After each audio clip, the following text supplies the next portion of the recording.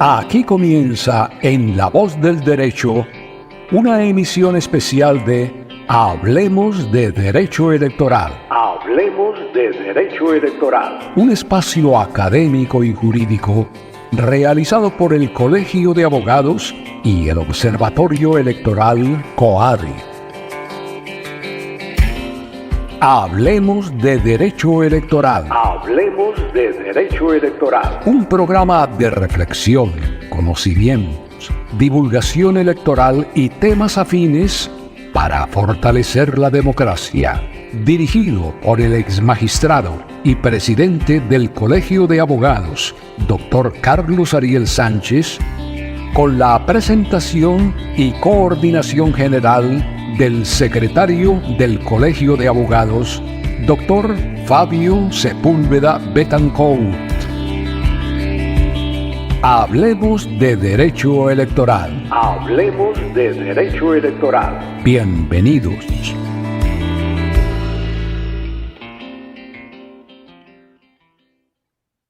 Cordial saludo a todas las personas que nos escuchan y nos ven en las diferentes partes del mundo. Hoy una emisión más del programa Hablemos de Derecho Electoral de La Voz del Derecho, en esta alianza que hemos realizado el Colegio Electoral Colombiano con La Voz del Derecho del doctor José Gregorio Hernández.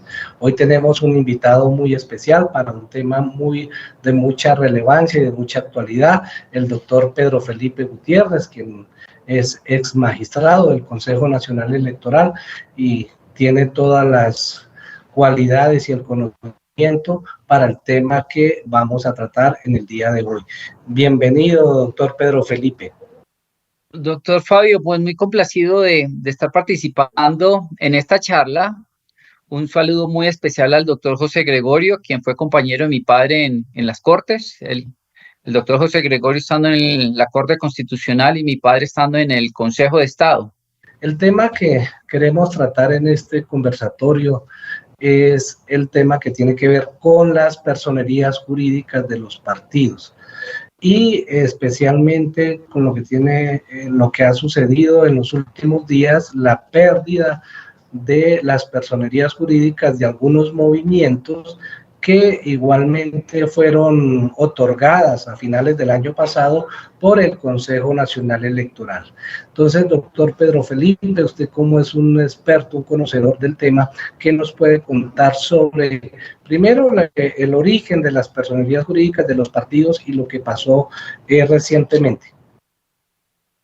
Bueno, nuestra legislación tiene previsto un mecanismo ordinario para la consecución de personerías jurídicas. En nuestro sistema democrático están previstas las organizaciones políticas, es decir, las organizaciones que en principio se crean para tener acceso al poder político. Pero para poder tener acceso a ella, la ley prevé unas formas mediante las cuales ellas pueden lograrlo. Entonces, encontramos organizaciones políticas como partidos y movimientos políticos con personería jurídica y paralelamente encontramos los grupos significativos. No me voy a meter con los grupos étnicos que eso es un tema especial, pero en principio las organizaciones políticas las circunscribimos en tres tipos: los partidos, los movimientos y los grupos significativos. ¿Qué diferencia sustancial encontramos entre partidos y movimientos políticos con relación a los grupos significativos? La permanencia. ¿Cuál es la de trascender durante el tiempo y no sencillamente la de participar en un certamen electoral? El hecho de que una organización tenga la connotación de personería jurídica le otorga unos privilegios que no tienen los grupos significativos. Entonces, encontramos que los partidos y movimientos políticos con personería jurídica tienen derecho a inscribir candidatos sin otro requisito distinto al del otorgamiento del aval. Tienen derecho a recursos públicos para el funcionamiento de la organización política. Tienen acceso a medios de comunicación para el tema institucional. Y tienen otro que uno diría nuevo, que es el de el estatuto de la oposición. En el evento en que la organización política se declare en oposición, pues tendrá unos privilegios, como también acceso, digamos que en condiciones especiales en la información, acceso a medios de comunicación, el derecho de réplica y así otros.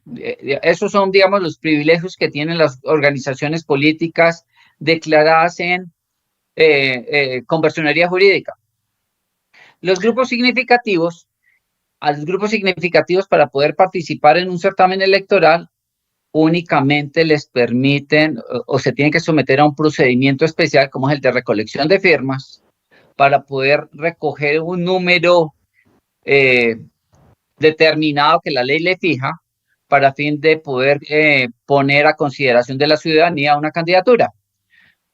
Esas son las diferencias que hay. La vocación que tienen las organizaciones políticas con personería, la cual tiene unos privilegios buenos, uno diría recursos públicos para el funcionamiento, acceso a medios de comunicación, mientras que los grupos significativos solamente se pueden limitar dentro del proceso de recolección de firmas, pues a darse a conocer y a plantearle a la ciudadanía que están en ese trámite, y una vez se acrediten ante la registraduría como grupo político, pues con los apoyos suficientes a inscribir una candidatura. A ella podrán comenzar a difundir la propaganda electoral promoviendo sus candidatos. Entonces, para poder tener los privilegios que le otorga la ley a las organizaciones políticas con personería jurídica, ordinariamente la ley establece unos requisitos y entonces lo que dice es, artículo 108, los partidos que superen determinada votación en un certamen electoral específico, que es el del Congreso de la República, si participan en el Senado que hayan alcanzado el 3% de la votación válida, si estamos hablando de la Cámara, no recuerdo si es la mitad del cociente, pero dentro de toda la circunscripción nacional, porque Cámara, cada departamento no le va a servir haber alcanzado una votación suficiente dentro de un departamento, sino que se va a tener en cuenta toda la votación dentro del país, para poder entrarse a revisar vía Cámara si ese partido tiene derecho a obtener la personería jurídica. Doctor Pedro Felipe, aquí, perdóneme que lo interrumpa, pero es importante hacer énfasis en lo siguiente. El año pasado, pues en el marco de las elecciones regionales, vimos que se incrementó, se duplicó el número de partidos con personería jurídica. En parte se debe al fenómeno de la sentencia, digámoslo así, de la Corte Constitucional, la que le revivió la personería al nuevo liberalismo. Entonces, ¿usted considera que esa proliferación que se dio, todas se dieron en ese marco?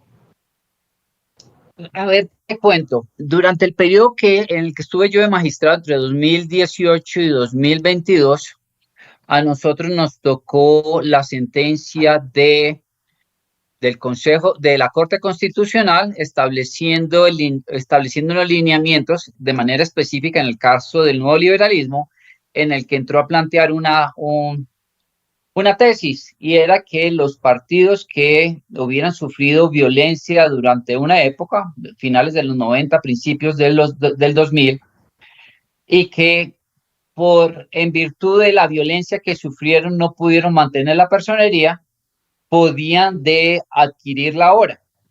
Ese fue el lineamiento que fijó la Corte Constitucional. Esos partidos que en esa época no pudieron participar o que en virtud de la violencia que sufrieron, sus candidatos no pudieron desarrollar en condiciones normales sus candidaturas, y que no lograron bajo esas condiciones que sufrieron, no pudieron mantener esa personería jurídica, esos partidos, la Corte Constitucional dijo, esos partidos pueden hacerse reconocer ahora, porque pues vivieron de unas situaciones que les impidió, fácticas, que les impidió pues alcanzar la personería jurídica. A raíz de esa providencia, el Consejo Nacional Electoral, ya en el periodo actual, abrió una brecha señalando que, pues, en el periodo nuestro nosotros reconocimos cuatro partidos, incluyendo el de la sentencia, Nuevo Liberalismo, está uno de izquierda, el de Ingrid, es decir, que sus líderes, los líderes que tenían en su momento, vivieron de unas situaciones excepcionales o unas condiciones excepcionales de violencia, porque a mí me podrían decir, es que nos mataron 4 concejales de Yotoco en el Valle. La pregunta es, por el asesinato de 4 concejales en el Valle, ¿no se pudo alcanzar la personería jurídica en el Congreso? Y uno diría, pues, nada pasa. Digamos que sí es un hecho de violencia, pero no tiene la fortaleza de entrar a determinar que por gracia del asesinato de esos 4 concejales, el partido X no pudo alcanzar la personería. No, tiene que ser los líderes del partido, que en principio los líderes o los miembros de las directivas del partido, uno podría plantearlo a nivel nacional, que tuvieran tanta trascendencia que gracias a eso o en virtud de eso el partido no pudo alcanzar la personería. ¿Qué fue lo que pasó en el caso de la UP? Ajá, el caso de la UP. Entonces tiene que ser algo que tenga realmente una determinación frente a la imposibilidad de alcanzar la personería. El caso de la UP fue por el asesinato de la militancia. 10.000, no recuerdo si eran, para el 94 iban ya en 2.000, algo así de militantes. 94, 90 iban en y los la militancia. dirigentes también que asesinados. Sí, que en el caso de la UP nadie quería ser candidato porque temían que por postularse fueran asesinados. Esas son las situaciones excepcionales que entró a evaluar la Corte Constitucional.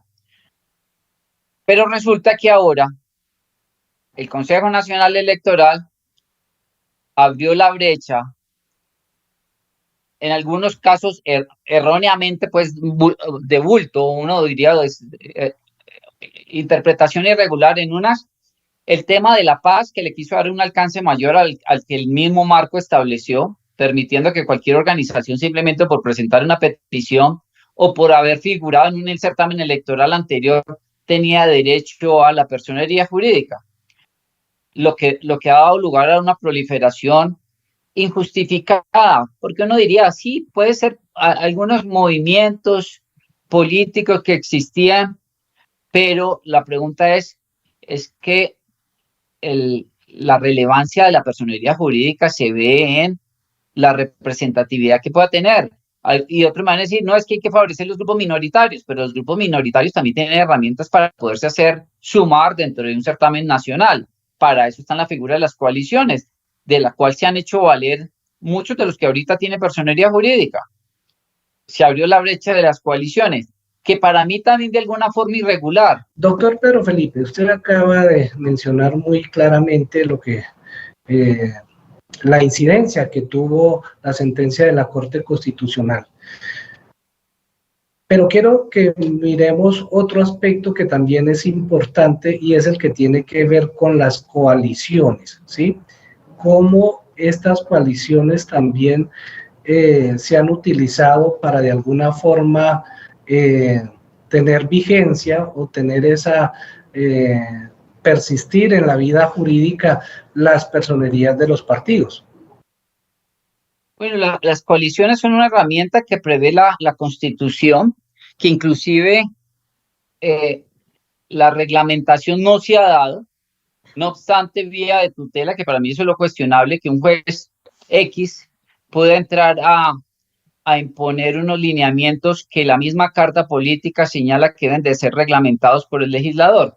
No obstante, pues ha sido útil en la medida que le ha servido a partidos pequeños que no tienen mucha representatividad de unirse para poder alcanzar la personería jurídica. Y entonces es lo que vimos en el 2018 cuando se estrenó la figura con UP, ASI y Maíz, que se unieron para para participar en las elecciones de Congreso 2018 y gracias a los resultados que obtuvieron en la elección de Congreso, pudieron alcanzar la personería jurídica, que es la que ahora mantienen también vía coalición. Eso, pues, para mí ha dado lugar a que haya también proliferación de partidos, porque si yo encuentro unos partidos que, por ejemplo, todos estos nuevos que hay ahora, que no se han hecho contar todavía y participan en las elecciones de 2020,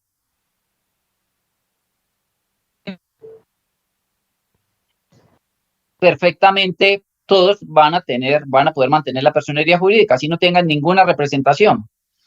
En este momento, vía coalición, se unen para alcanzar ese privilegio, simplemente porque alcanzan el 3% de la votación válida, por ejemplo, del Senado.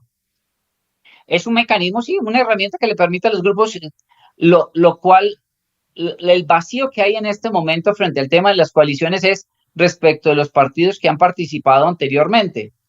Por ejemplo, lo que pasa con el pacto actualmente.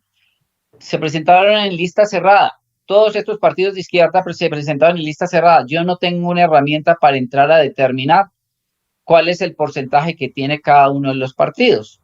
Pero no puedo desconocer que en este momento Unidos fue una fuerza mayoritaria. Así lo dejó entrever el Consejo de Estado en el fallo de esta señora Pizarro. Le dijo, usted no es un partido minoritario, usted hizo parte del pacto, por consiguiente tengo que entrar a tenerle en cuenta como partido mayoritario. Digamos que de alguna u otra forma el Consejo de Estado trazó línea frente a las coaliciones en lista cerrada, que la votación de uno es la misma votación de todos. Ahí hay algo importante, y es que entonces quiere decir que la fórmula que aplicó el pacto histórico para las elecciones al Congreso del 2022 no le sirve en las próximas elecciones, porque ya superan el porcentaje y ya son mayoría. ¿Cuál sería entonces el camino para ese grupo? Tienen dos vías que son las que están planteando. Una es el transfugismo, y es poderse arrastrar los congresistas de los distintos partidos de izquierda, arrastrarlos para la conformación de un solo partido, vía transfugismo, que para mí yo diría que eso es una norma, bajo las condiciones actuales es inconstitucional frente a los mismos lineamientos de la Carta. Cuando yo he querido fortalecer partidos, es más, le otorgo el privilegio a los partidos. Una inquietud, definamos ahí, sí. Pues sí, yo sé que el término transfugismo ha sido un poco bien utilizado, pero contextualicémoslo. ¿Qué es lo que se quiere con el proyecto de ley y por qué se llama transfugismo? Bueno, nuestra legislación está previsto o está prohibido que las personas puedan pertenecer simultáneamente a dos organizaciones políticas, y si son miembros de corporaciones públicas, que no se puedan cambiar de partido, salvo que abandonen la curul dentro del año anterior en un periodo establecido de un año antes, ¿no? Sin incurrir en doble militancia. Eso específicamente para el tema de elecciones. Dentro del año anterior al primer día de inscripciones de candidaturas, usted tiene una prohibición de no pertenecer a otro partido. Para evitar eso, actualmente cursa en el Congreso una iniciativa que busca permitir que quienes hagan parte de distintos partidos puedan pasarse a otros sin incurrir en doble militancia. En eso, ese es el término que se le da a transfugismo, la posibilidad que tienen los miembros de corporaciones públicas de pasarse a otro partido sin incurrir en la falta que prevé la Constitución en cuanto a la doble militancia. En este momento, esa iniciativa que se está tramitando, pues busca tratar de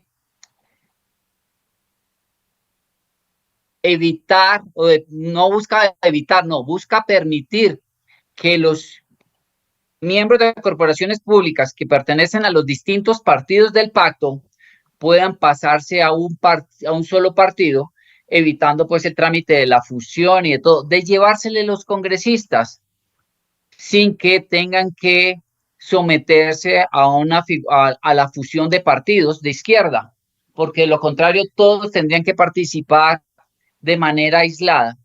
Luego lo que va a hacer es, de alguna forma, permitir que un partido se le robe el trabajo que hicieron individualmente. Ese sería, digamos, que un punto de vista o un planteamiento que podría hacerse. A son de que yo, partido X, le tengo que dar mi congresista a otro para que él pueda participar en las elecciones. Pues para eso la ley prevé la figura de la fusión. Si tienen interés en mantenerse vivos, pues únanse, que la ley lo facilita. La ley facilita la fusión de partidos, pero quieren hacer la fácil, dejar los partidos tirados, pero me les llevo los congresistas, como si no hubiera ningún tipo de responsabilidad frente al daño que le pueden causar a un partido. Por ejemplo, un partido pequeño que tenga un congresista y que termine llevándoselo para beneficiar a otro, pues se le está llevando toda su fuerza política, es un daño que le está generando, sin olvidar el daño económico que también le va a generar, porque hay que tenerse en cuenta que un congresista, por tener congresistas o por tener miembros de corporaciones públicas, el Estado reconoce unos recursos. O sea, hay un daño que se está generando. Uno lo podría encuadrar dentro de los administrativistas como un daño especial. El legislador permite que se genere una afectación para beneficiar a quién. A los partidos no va a ser, va a beneficiar a personas determinadas para permitirles que se cambien de partido sin incurrir en una falta. Ahí en ese caso, como usted lo plantea, pues es clara la forma y lo que tiene que hacer en este caso el pacto histórico si quiere tener el mismo número de congresistas. Entonces, también existe la posibilidad de que cada partido renuncie a su personería y se constituya así como un partido macro que los reúna a todos. Sí, la fusión está prevista en la ley 1475, cuando habla de liquidación, fusión y escisión. Ahí están las tres figuras. Recurran a la fusión. Hemos visto que se ha desarrollado escisiones de partidos. En este caso sería la fusión, pero nadie quiere soltarse cabeza de ratón. Y ese es el fenómeno que se está dando, que partidos pequeños no todos tienen interés en permitir o en someterse a los lineamientos que le imponga alguno de los partidos. Y por eso no quieren, pues no se quieren someter a esa posibilidad. Interesante ese planteamiento.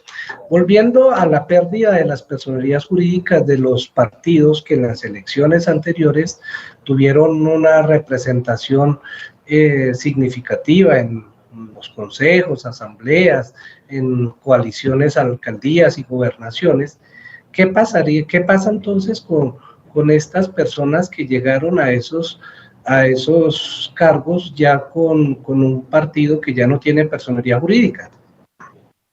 Pues nada, porque hay que partir de un supuesto, presunción de legalidad. Esa es una. Los actos administrativos que se derivaron de la elección de los candidatos de estas organizaciones políticas, pues mientras no se cuestionen, gozan de presunción de legalidad. Y así también lo fijan los efectos de la sentencia. Los efectos de la sentencia tratando de que esas decisiones que ha proferido el ciudadano frente a elecciones derivadas de la personería jurídica no se toquen, señaló que los efectos son a futuro, no como ordinariamente se entiende respecto de los actos administrativos, que se entienden que expedidos desde cuando se entienden irregulares desde cuando se expiden. Aquí el juez administrativo, la jurisdicción contenciosa, señala que los efectos son a futuro, tratando de o garantizando que la invalidez del acto administrativo que reconoce una personería jurídica no tenga incidencia frente a los actos de elección que se dieron con posterioridad. Ok, o sea que esos siguen, digamos, legalmente elegidos y cumplirán su periodo. Adicionalmente hay que meterle otra consideración. Estas sentencias se han venido profiriendo desde hace un mes y medio más o menos para acá. Para ese momento ya se había dado la caducidad de la acción electoral respecto de los que fueron elegidos en octubre de 2023. Ya no habría herramientas jurídicas para poner en tela de juicio una elección de los que en las elecciones territoriales. Ya no hay mecanismos, ya se produjo la caducidad electoral. Hay un tema importante de pronto que se enunció al comienzo, y es lo que tiene que ver con los grupos significativos de ciudadanos que se presentan por firmas. En el caso cuando son elegidos, digamos que sí logran cumplir el propósito. En el caso digamos, de la alcaldía de Bogotá, en segundo lugar para Daniel Oviedo, ellos automáticamente por eso ya adquieren su personería jurídica, o tienen que realizar su trámite ante el Consejo Nacional Electoral. No, las personerías jurídicas se dan dentro del contexto de elecciones nacionales, o sea, Congreso de la República. Las alcaldías no generan ese privilegio. Ese privilegio está circunscrito a Cámara y Senado. Si en las elecciones en la presidencial alcanzaste la segunda votación, tenés derecho a la personería jurídica, no respecto de las alcaldías. Ese privilegio no se da respecto de las alcaldías. Es más, si miras es que hay unas diferencias en lo que tiene que ver con esa elección, es vía estatuto de la oposición. En las corporaciones territoriales no se aumenta el número de curules. En la de Congreso sí. Mire que la de Marilyn Castillo y la de Rodolfo fueron curules adicionales. No fue que se las hubieran quitado al partido, a uno de los partidos. Fue distinto de lo que ocurre con las circunscripciones territoriales, que las curules o la curul que queda segundo en la elección de alcalde se la quita al último a quien le debieron haber asignado la curul en una elección, en un conteo pues ordinario. Si habían 15 curules que asignar, quiere decir que en esa elección solamente asignan 14 y la 15 se la dan a quien queda segundo en la elección de alcaldía o de gobernación, si estamos hablando de una asamblea. Perfecto, doctor Pedro Felipe, muy importantes sus planteamientos en torno a este tema de las personerías jurídicas de los partidos. No sé si tenga ya algo que agregar para cerrar este espacio, que ha sido muy importante y que da claridad a todas las personas interesadas en el derecho electoral. Es que ahorita tenemos como 4 o 5 formas de adquirir personería, que es la ordinaria, el 108, del artículo 108 de la Constitución, que es haber sacado un porcentaje. Está el mecanismo de las coaliciones, que vía coalición yo puedo entrar siendo un grupo significativo, puedo entrar a solicitar personería si alcanzo el porcentaje, o sea, uniéndome, siendo un partido minoritario, me uno con otros para poder lograr la personería jurídica. Está los partidos que sufrieron violencia, que son excepcionales. Está la fusión o las escisiones, perdón, para personerías jurídicas. Y, o sea, ya no nos limitamos exclusivamente al mecanismo ordinario del 108, sino que vía sentencias y vía mecanismos, podría asimilarlos a derecho comercial, podría lograr personería jurídica, aplicando la figura de la escisión. Doctor Pedro Felipe, muchas gracias por su participación, por compartirnos sus experiencias y sus conocimientos en derecho electoral. Estamos pues dispuestos a hacer otros programas, indudablemente que es un tema muy importante y de mucha relevancia dentro del contexto electoral colombiano. Gracias, doctor Pedro Felipe. Doctor Fabio, muchas gracias a usted. Está muy bien. Agradecerles que nos comenten, que nos vean y compartan en nuestras redes sociales, Colabo Electoral, en Facebook, en Twitter y en LinkedIn, en todas nuestras redes sociales, y nos veremos en otro próximo programa de Hablemos de Derecho Electoral. Muchas gracias. Aquí termina en La Voz del Derecho una emisión especial de Hablemos de Derecho Electoral. Hablemos de Derecho Electoral. Un espacio académico y jurídico realizado por el Colegio de Abogados y el Observatorio Electoral COADI.